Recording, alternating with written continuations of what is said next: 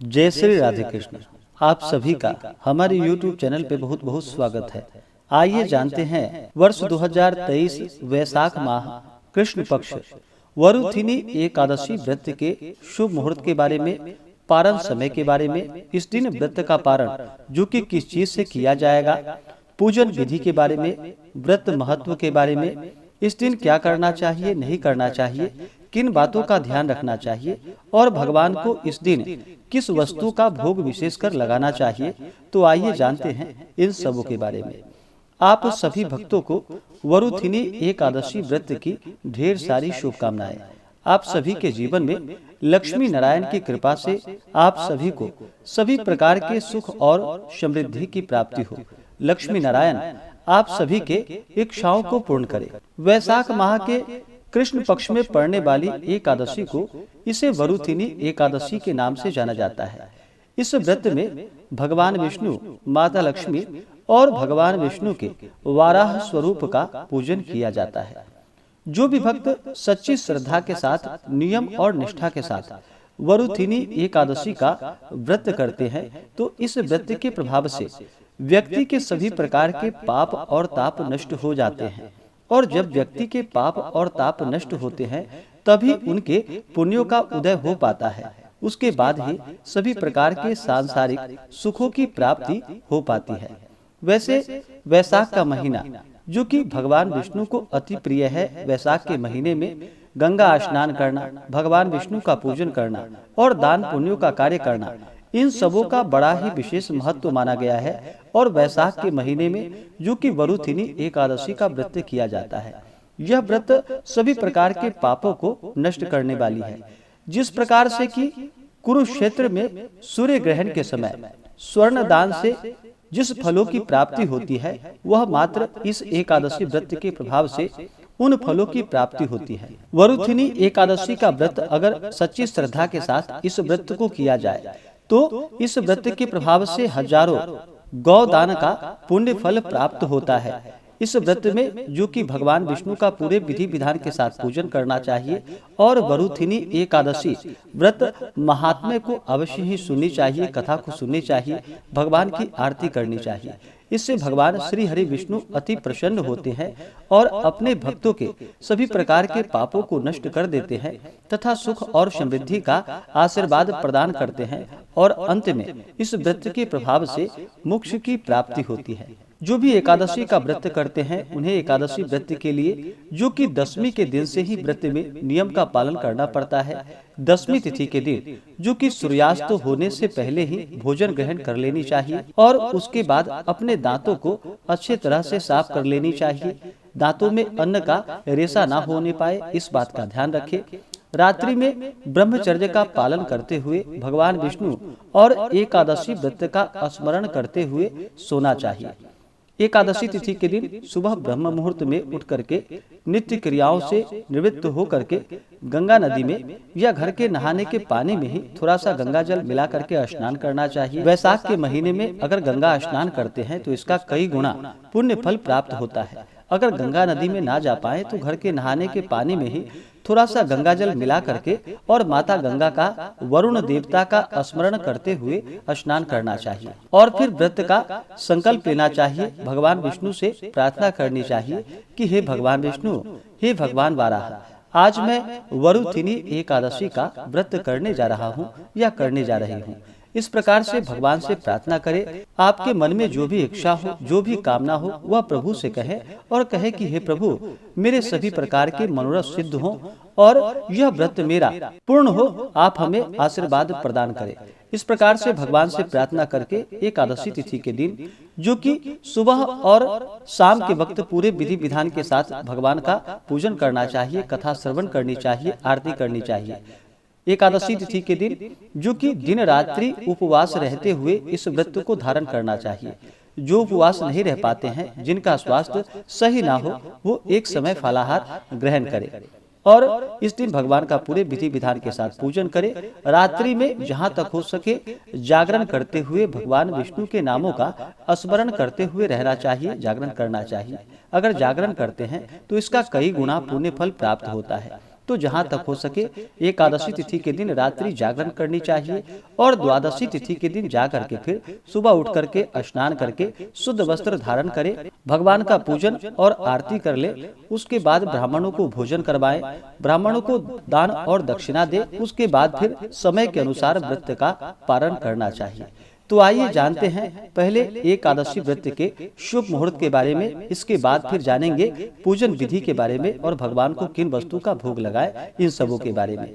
इस बार वैशाख माह कृष्ण पक्ष वरुथिनी एकादशी तिथि प्रारंभ समय जो कि 15 अप्रैल 2023 दिन शनिवार रात्रि 8:46 और एकादशी तिथि की जो समाप्ति होगी वह 16 अप्रैल 2023 दिन रविवार शाम 6:15 पे। तो हमें शुद्ध रूप से द्वादशी युक्त एकादशी व्रत और सूर्योदय व्यापनी के अनुसार जो समय प्राप्त हो रहा है वह समय 16 अप्रैल 2023 दिन रविवार को प्राप्त हो रहा है। तो इस दिन इस व्रत को किया जाएगा और वरुथिनी एकादशी व्रत का पारणा जो कि 17 अप्रैल 2023 दिन सोमवार को व्रत का पारण किया जाएगा। एकादशी व्रत का जो पारण किया जाता है, यह पारण जो कि हरिवासर समाप्त होने के बाद ही व्रत का पारण करना चाहिए और हरिवासर का जो समय होता है वह समय द्वादशी तिथि का पहला चौथाई हिस्सा वह हरिवासर का होता है। उसे छोड़ करके उसके बाद व्रत का पारण जो कि द्वादशी तिथि के दिन करना चाहिए। तो द्वादशी तिथि की जो समाप्ति है वह 17 अप्रैल 2023 दिन सोमवार को दोपहर 3:47 पे द्वादशी तिथि की समाप्ति है। तो व्रत का पारण जो कि सुबह में 17 अप्रैल को जो कि सुबह 6:20 से सुबह 8:51 तक व्रत का पारणा किया जाएगा। वरुथिनी एकादशी व्रत का पारण जो कि कुशोदकेन पारणम यानी कि कुशा के जल से इस व्रत का पारण किया जाएगा। यह संभव ना हो तो आप तुलसी दल या जल से व्रत का पारण करें। एकादशी तिथि के दिन जो राहु काल का समय होगा वह समय शाम 4:45 से शाम 6:21 तक 16 अप्रैल को राहु काल का समय होगा। राहु काल समय के दौरान कोई भी शुभ कार्य या नया कार्य नहीं करना चाहिए, यह लाभप्रद नहीं होता है, इस बात का ध्यान रखें। और 17 अप्रैल को जो राहु काल का समय होगा वह समय सुबह 7:10 से सुबह 8:46 तक राहु काल का समय होगा। एकादशी तिथि के दिन सूर्योदय समय जो कि सुबह 5:35 और सूर्यास्त शाम 6:21। एकादशी तिथि के दिन योग जो कि शुक्ल योग रात्रि 12:12 तक होगा।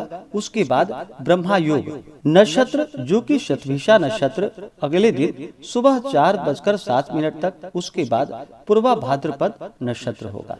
जो भी एकादशी का व्रत कर रहे हैं उन्हें इस व्रत में भगवान के पूजन के लिए चाहिए कि भगवान का पूजन सुबह और शाम के वक्त पूरे विधि विधान के साथ करना चाहिए। पंचोपचार या खोड़सोपचार पूजन विधि के द्वारा भगवान का पूरे विधि विधान के साथ पूजन करें।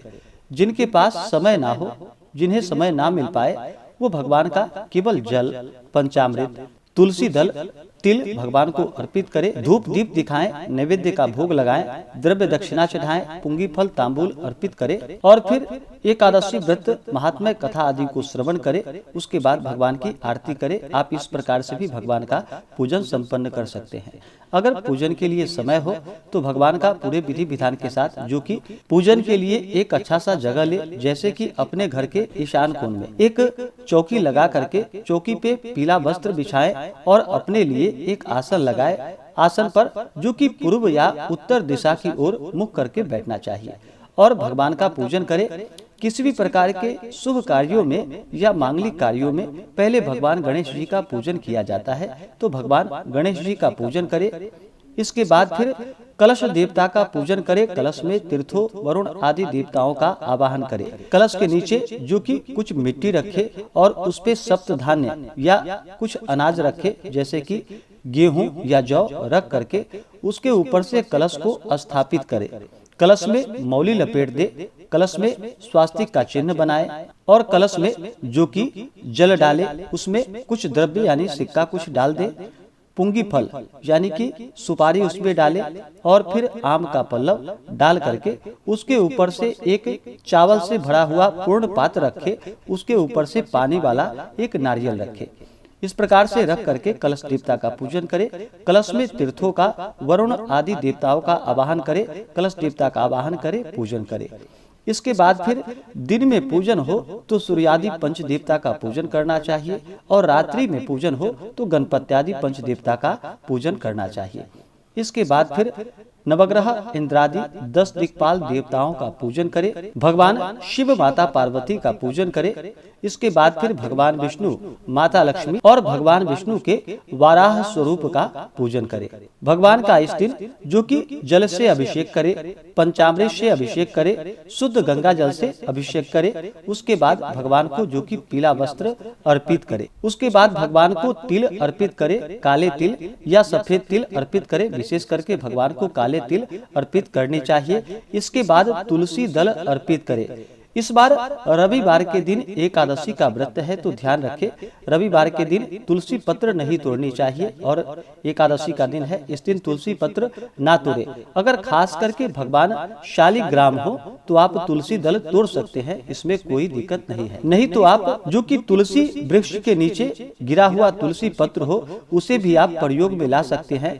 वह गिरा हुआ तुलसी पत्र जो कि आप 1 हफ्ते तक भी प्रयोग कर सकते हैं या पहले से ही तुलसी दल तोड़ करके आप रख ले। उसके बाद फिर रविवार को जो कि भगवान को तुलसी दल अर्पित करें। तो इस बात का ध्यान रखें, आप पहले से ही तुलसी पत्र तोड़ करके अपने घर में पूजन के लिए रख ले। तुलसी दल अर्पित करने के बाद फिर भगवान विष्णु को जो कि पीला पुष्प अति प्रिय होता है तो उन्हें पीला पुष्प चढ़ाएं, पीला चंदन अर्पित करे। उसके बाद फिर धूप और दीप दिखाएं, अनेक प्रकार का नैवेद्य अपने श्रद्धा भक्ति भाव के साथ भगवान को अर्पित करे। ऋतु फल आदि जो भी हो भगवान को अर्पित करे। इस दिन वरुथिनी एकादशी के व्रत में इस दिन विशेष करके भगवान को जो कि खरबूजे का भोग लगाए, ककड़ी का भोग लगाएं और उसे प्रसाद के रूप में जो कि आप ग्रहण भी कर सकते हैं। जहाँ तक हो सके दूध से बने हुए वस्तु का भगवान को भोग लगाए। और जब भी भगवान को आप किसी वस्तु का भोग लगाते हैं तो तुलसी दल डाल करके ही भगवान को भोग लगानी चाहिए। बिना तुलसी दल के भगवान उसे स्वीकार नहीं करते हैं, तो तुलसी दल डाल करके भगवान को भोग लगाए। उसके बाद फिर जल से आचमनी करवाएं। अगर भगवान को भोजन देते हैं तो भोजन के बाद जल देनी चाहिए, तो भगवान को जल से आचमनी करवाएं। उसके बाद द्रव्य और दक्षिणा चढ़ाएं। मुख शुद्धि के लिए एला लवंग तांबूल अर्पित करे, यानी कि पान पत्र सुपारी लौंग इलायची के साथ में अर्पित करे। इस प्रकार से भगवान का पूजन करे। माता लक्ष्मी का जो कि माता लक्ष्मी को जल अर्पित करे, पंचामृत से अभिषेक करे, शुद्ध गंगा जल से अभिषेक करे। माता लक्ष्मी को लाल वस्त्र अर्पित करे, फिर अक्षत चंदन पुष्प पुष्पों की माला अर्पित करे। धूप और दीप दिखाए, अनेक प्रकार का नैवेद्य अर्पित करे। जल से आचमनी करवाएं, द्रव्य दक्षिणा चढ़ाएं। मुख शुद्धि के लिए पान पत्र सुपारी लौंग इलायची के साथ में अर्पित करे। और फिर भगवान वाराह का पूजन करे। भगवान वाराह का जो कि जल से अभिषेक करे, पंचामृत से अभिषेक करे, शुद्ध गंगा जल से अभिषेक करे। भगवान को जो कि सफेद वस्त्र या पीला वस्त्र भगवान वाराह को चढ़ाएं। उसके बाद अक्षत चंदन पुष्प पुष्पों की माला अर्पित करे। फिर धूप और दीप दिखाए, अनेक प्रकार का नैवेद्य अर्पित करे। इस दिन भगवान वाराह को जो कि विशेषकर ककड़ी का भोग लगाए।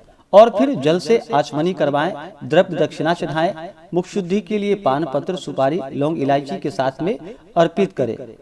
इस प्रकार से भगवान विष्णु माता लक्ष्मी भगवान वाराह का पूजन करे। और फिर वरुथिनी एकादशी व्रत महात्म्य कथा आदि का श्रवण करे, भगवान की आरती करे। इस प्रकार से भगवान का पूजन करे। इससे भगवान विष्णु अति प्रसन्न होते हैं और अपना कृपा प्रदान करते हैं। जो भी एकादशी का व्रत करते हों उन्हें एकादशी व्रत के दौरान जो कि कुछ बातों का ध्यान रखना चाहिए। जो भी एकादशी का व्रत करते हों उन्हें तामसिक वस्तुओं का प्रयोग बिल्कुल भी नहीं करना चाहिए, जैसे कि मांस मदिरा लहसुन प्याज अंडा आदि का प्रयोग नहीं करना चाहिए। किसी के ऊपर क्रोध नहीं करनी चाहिए। अपने मन में किसी के प्रति ईर्ष्या या द्वेष का भाव नहीं लाना चाहिए। ब्रह्मचर्य का पालन करना चाहिए। एकादशी तिथि के दिन चावल ग्रहण नहीं करनी चाहिए। एकादशी के दिन चावल ग्रहण करने से पाप का भागीदारी माना जाता है और रेंगने वाले जीवों के रूप में जन्म लेना पड़ता है तो एकादशी के दिन चावल ग्रहण नहीं करनी चाहिए। द्वादशी के दिन जाकर के आप चावल ग्रहण कर सकते हैं। व्रत का पारण कर ले, उसके बाद फिर आप चावल ग्रहण कर सकते हैं। इसी प्रकार से इस दिन भगवान का पूर्ण श्रद्धा भक्ति भाव के साथ पूजन करें। व्रत के लिए मन में अगर अश्रद्धा हो, अविश्वास हो तो उस व्रत को नहीं करनी चाहिए, क्योंकि वह व्रत निष्फल ही माना जाता है। तो पूर्ण श्रद्धा भक्ति भाव के साथ ही व्रत को करना चाहिए, तभी जाकर के पुण्य फलों की प्राप्ति होती है। तो आशा करता हूँ कि यह जानकारी आपको अच्छा लगा हो। ऐसे ही ज्ञानवर्धक जानकारियाँ प्राप्त करने के लिए हमारे इस चैनल पे अगर आप नए हैं तो चैनल को लाल बटन दबा करके सब्सक्राइब करें, साथ में बेल आइकन घंटी को दबाएं, ताकि मेरे वीडियो का नोटिफिकेशन आपको समय से मिलता रहे। वीडियो को लाइक करें, शेयर करें। सुखी रहे और स्वस्थ रहे। जय श्री राधे कृष्ण। धन्यवाद।